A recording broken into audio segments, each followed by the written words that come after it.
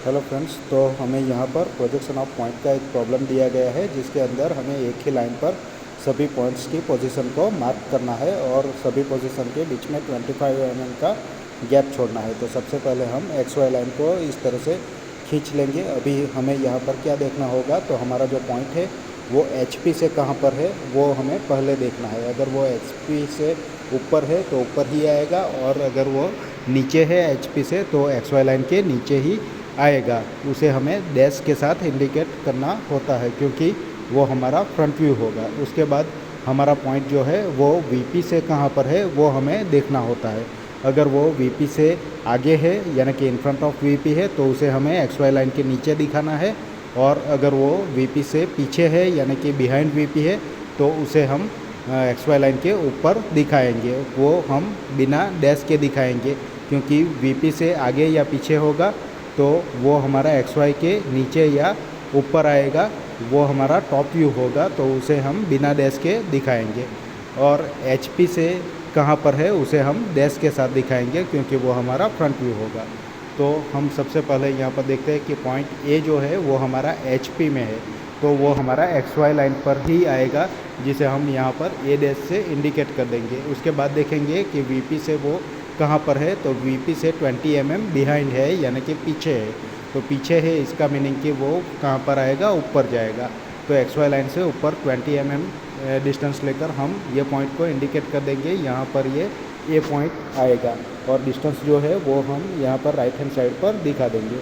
अभी यहाँ से हमें 25 mm का गैप छोड़ना है और दूसरा पॉइंट दिखाना है। तो इस तरह से 25 mm का गैप हम छोड़ देंगे, और बी पॉइंट की पोजीशन हम यहाँ पर दिखाएंगे। बी पॉइंट जो है वो 40 mm एबो एच पी है, यानी कि एच पी से ऊपर है।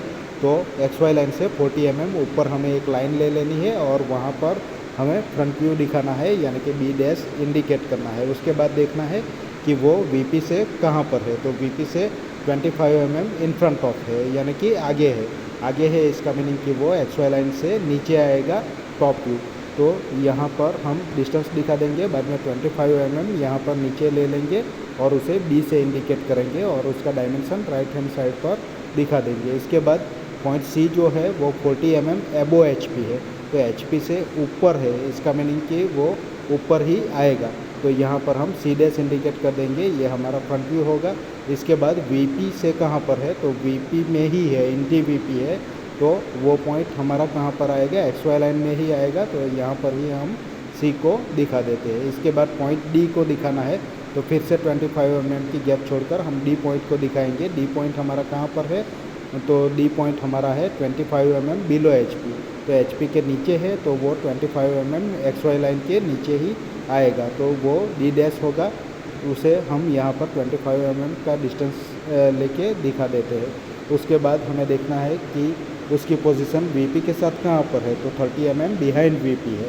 तो वीपी से 30 mm पीछे है, पीछे है इसका मीनिंग कि वो ऊपर जाएगा। तो यहाँ पर टॉप व्यू हमारा ऊपर जाएगा, तो ये डी हम यहाँ पर दिखा देते हैं 30 mm एक्स वाई से ऊपर लेके। तो ये डिस्टेंस भी हम यहाँ पर इंडिकेट कर देते हैं। इसके बाद पॉइंट एफ को दिखाना है, तो फिर से 25 mm का हम मार्जिन छोड़ देंगे।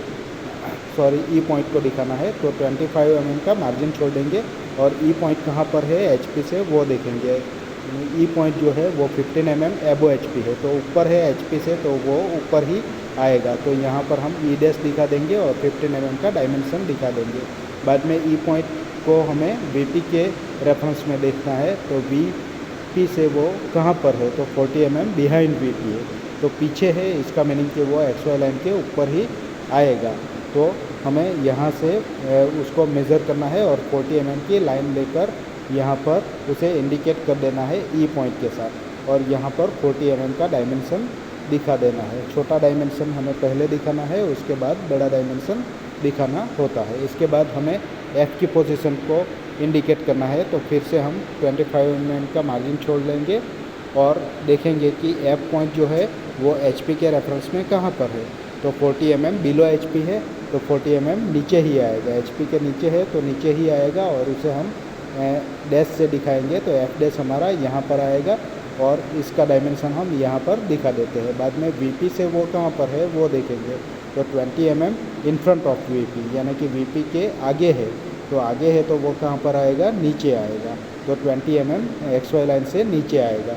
तो यहाँ पर हम 20 mm नीचे ले लेंगे और उसे बिना डैश के सिंपली F पॉइंट से इंडिकेट कर देंगे और उसका डायमेंशन यहाँ पर दिखा देंगे राइट हैंड साइड पे।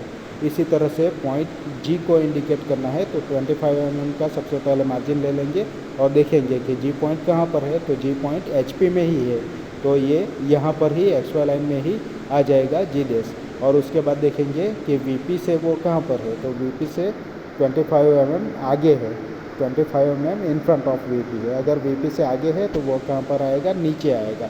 तो यहाँ पर हम 25 का डिस्टेंस लेकर नीचे G पॉइंट को इंडिकेट कर देंगे और उसका डायमेंशन जो है वो भी यहाँ पर राइट हैंड साइड पर दिखा देंगे। इसके बाद H पॉइंट को हम दिखाएंगे तो 25 mm का मार्जिन छोड़ देंगे। फिर H पॉइंट कहाँ पर है वो देखेंगे, 30 mm बिलो HP है, तो HP के नीचे है तो वो नीचे ही आएगा। तो यहाँ पर H डैश इंडिकेट करेंगे और यहाँ पर 30 का डायमेंशन हम इसे दे देंगे।